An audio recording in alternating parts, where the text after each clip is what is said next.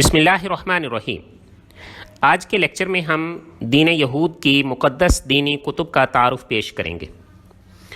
دین یہود خالص عقیدہ توحید کی تلقین کرنے والا دنیا کا قدیم ترین مذہب ہے، جس کی تلقین ابتداً حضرت ابراہیم علیہ السلام نے کی۔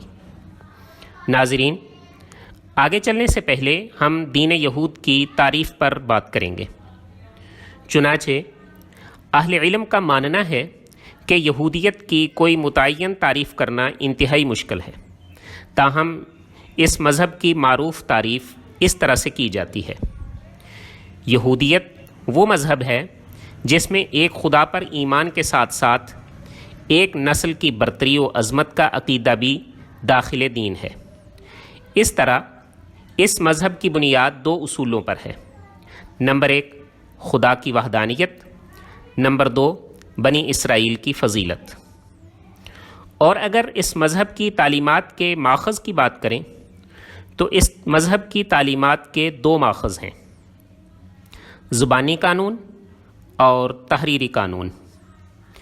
حضرت موسیٰ علیہ السلام پر وادی سینا میں جس قانون کا الہام ہوا، اس کے احکامات پورے طور پر واضح نہیں تھے، اس کو زبانی قانون سمجھا جاتا ہے، جبکہ بعد میں حضرت موسیٰ علیہ السلام کو کوہ طور پر 40 دن قیام کرنے کے بعد جو قانون عطا ہوا وہ تختیوں پر لکھا ہوا تھا، جس کو زبانی قانون کی تشریح سمجھا جاتا ہے۔ اسی کو تحریری قانون کہتے ہیں۔ اور اگر ہم اس مذہب کی کتابوں کی بات کریں تو یہود کا مقدس دینی ادب بنیادی طور پر دو کتابوں پر مشتمل ہے۔ نمبر 1 عہد نامہ قدیم، نمبر 2 تالمود۔ عہد نامہ قدیم اور تالمود کو یہودی حکماء صیہون کے پروٹوکول یعنی اکابر کی دستاویز کہتے ہیں۔ یہاں ایک اہم سوال ہے کہ موجودہ زمانے میں پائی جانے والی کتاب بائبل کی یہود کے ہاں کیا حیثیت ہے۔ چنانچہ یہ واضح ہونا چاہیے کہ موجودہ بائبل عیسائیوں کی کتاب ہے۔ اس کے دو حصے ہیں، عہد نامہ قدیم دا اولڈ ٹیسٹامنٹ، عہد نامہ جدید دا نیو ٹیسٹامنٹ۔ عیسائیوں کی اصل کتاب تو عہد نامہ جدید ہی ہے، لیکن چونکہ عہد نامہ قدیم میں حضرت عیسیٰ علیہ السلام کا تذکرہ اور بشارتیں ہیں، اس لیے وہ اس کو بھی بائبل میں شامل کر لیتے ہیں۔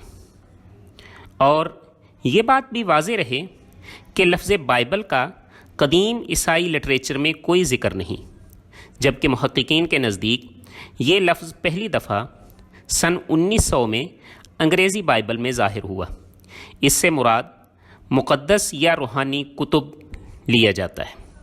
بہرحال موجودہ بائبل میں عہد نامہ قدیم یہود کی کتاب ہے۔ اسی طرح یہاں ایک دوسرا اہم سوال وہ یہ کہ تورات کیا ہے۔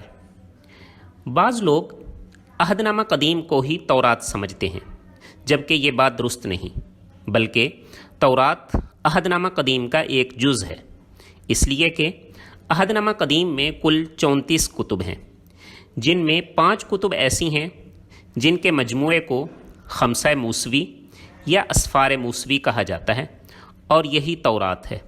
تورات کا مطلب ہے القانون یعنی دی لا۔ ہم عہد نامہ قدیم کی وضاحت کرتے ہیں۔ عہد نامہ قدیم میں کل 34 کتب ہیں، اور آسانی کے لیے اس کو 3 حصوں میں تقسیم کیا گیا ہے۔ نمبر 1 تورات، نمبر 2 انبیاء کی کتب، نمبر 3 متفرق کتب۔ ان میں سے تورات کی تقسیم و تفصیل اس طرح سے ہے۔ تورات میں کل 5 کتب ہیں۔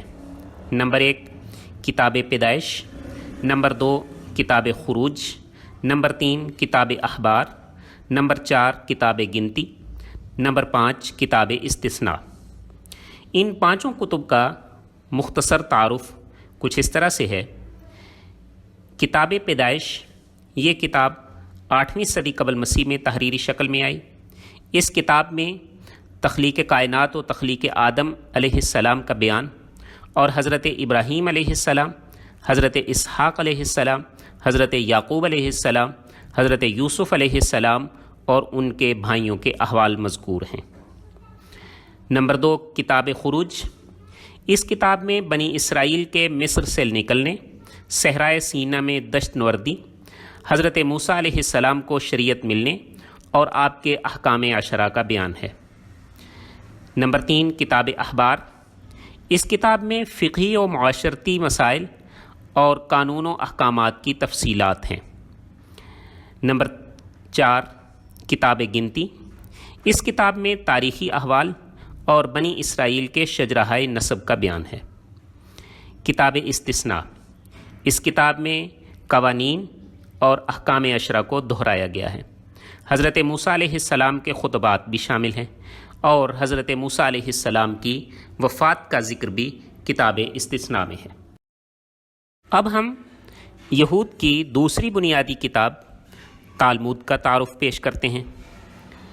ہیکل سلیمانی کی تباہی کے بعد 100 عیسوی کے قریب یہودیوں کی ایک مجلس نے یہودی تعلیمات و قوانین کی جمع و ترتیب کا فیصلہ کیا، جبکہ کئی صدیوں پر محیط زمانے میں یہودیوں کے دینی قوانین کا ارتقاء ہوتا رہا، جس میں وہ تمام روایات شامل تھیں جو انبیاء اور اکابر سے سینہ بسینہ علماء، کاتبوں، احبار، پھر ربیوں تک پہنچیں، جن کو سائمن، اس کے بیٹے یہودا ربی اور اس کے شاگردوں نے تیار کیا۔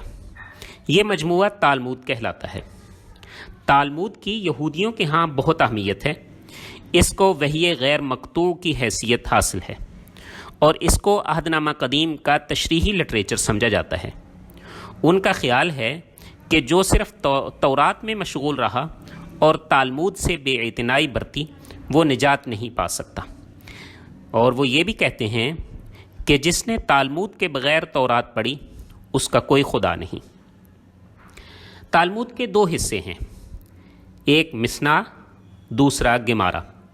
مسنا کی حیثیت متن کی ہے، اس میں عہد نامہ قدیم کی روشنی میں علماء یہود کے اجتہادات ہیں۔ یہ تہوار، زراعت، آئلی قوانین، نذر، قربانی اور تعزیری قوانین پر مشتمل ہے۔ اس میں 36 صحیفے اور 425 ابواب ہیں۔